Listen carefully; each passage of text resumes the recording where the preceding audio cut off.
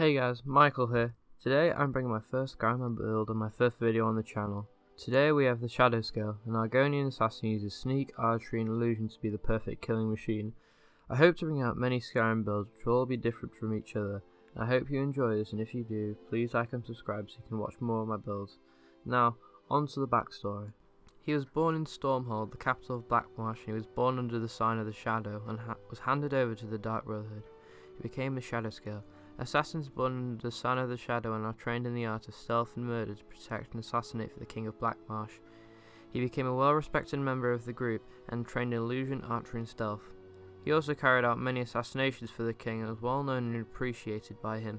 However, after many Dark Brotherhood sanctuaries across Tamriel fell following the events of the Oblivion Crisis, the group became less needed and trusted, and when the Zanjalil became the leading military faction and they started the Argonian invasion of Morrowind, the Shadowscales became redundant.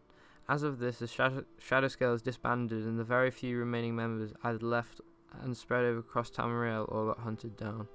Fortunately, he was not hunted down and decided to trek across Tamriel and search for another group like the Shadowscales. After almost 15 years, he couldn't find any group until one day, whilst in Skingrad Cyrodiil, he overheard someone mention that the Dark Brotherhood's last sanctuary in Tamriel was situated in Skyrim. Therefore, that was where he headed. Unfortunately, he was captured and sentenced to execution in Helgen. After he escapes Helgen, he instantly wants to get information about how to find the Dark Brotherhood sanctuary. So I suggest role-playing by wandering around asking innkeepers on where to find the Dark Brotherhood sanctuary. When you hear about Aventus Arantino and the Black Sacrament, you seize the opportunity to gain interest from the Dark Brotherhood. Once you join the Dark Brotherhood, make sure you fulfill every order they give you and be professional. However, the Shadowscale dislikes Astrid as she does not follow the traditions of the Dark Brotherhood and the Night Mother. He will not kill Cicero as he is a loyal member to the Dark Brotherhood and an enemy of Astrid's. You should completely finish the Dark Brotherhood questline before moving on to another one. Afterwards, I would recommend joining the mages in Winterhold so you can fortify your knowledge of illusion and master it. Now onto the playstyle. The Shadowscale's main skills are archery, sneak and illusion, and his two minor skills are one-handed and enchanting. The build is a true assassin and one that revolves around staying hidden and following orders when it comes to assassinations. Archery is used for sniping your enemies from a distance. You'll be using power shot to get that 50% stun bonus on enemies, and you're also using ranger perk to get that 30% boost when having a bow drawn, which can be very useful for avoiding enemy fire. Sneak is of course used for getting around. You'll be using deadly aim to get a 6 times the amount of damage on your bow. We're using sneak attacks, which is incredibly useful as archery is your main combat skill. Remember, you are a Shadowscale, one with the shadows, and you must stay hidden as much as possible. Illusion is probably the coolest part about this build. It allows you to use cunning tricks to outsmart your enemies and defeat them. Pacify and invisibilities are the two main skills to stop your opponents midway through combat and walk behind them and backstab them. Invisibility is of course used at the start if you're planning on sneaking up someone or wanting to get away in combat. This can be very effective for re-evaluating an attack on an enemy if your first attack did not succeed. Pacify is a fantastic spell for ending combat and gives you a massive vantage point on your enemies as you can decide how you are going to proceed in finishing your targets. One-handed is used in close quarters to slit the throats of enemies. I am using the Ebony War Axes, which are extremely powerful, but you can use what you like, and you can also enchant them if you want, but it depends on your preferences, because if you enchant them you can't use an Elemental Fury, which is a I would recommend later.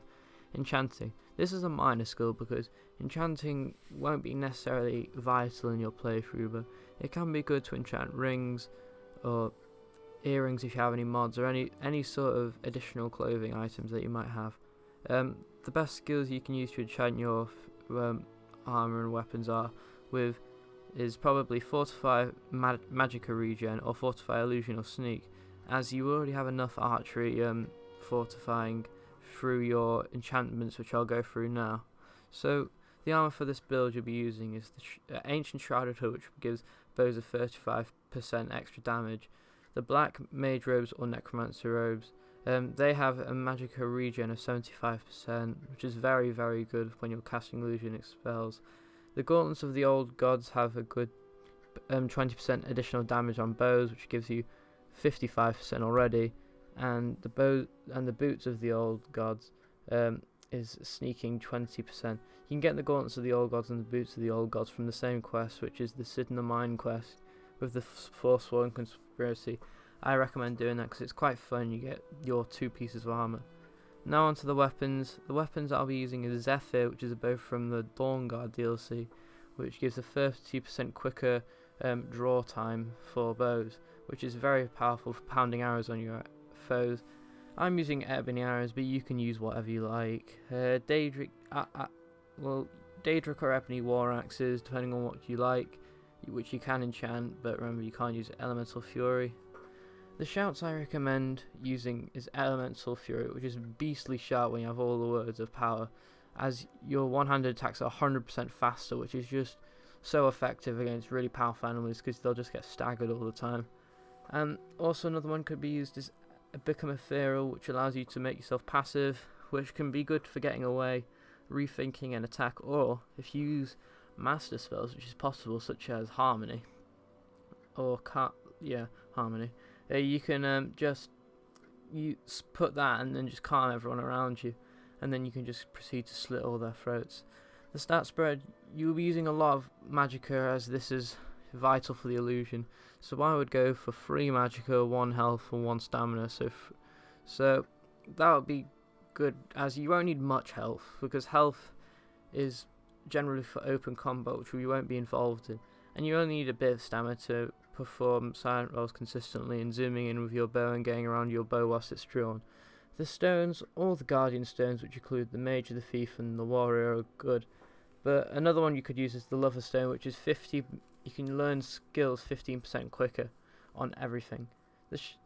Thanks for watching today's build in the Shadowscale. I hope you enjoyed, and if you did, please like and subscribe, as it gives me motivation to carry on making more builds which are different from each other. I'll be uploading these every Saturday. I know this is Monday when it comes out for you, but I kind of forgot to do it, so I'll be able to do it every Saturday from now on. So thanks for watching. It's been Michael. I'll see you next Saturday then. Peace.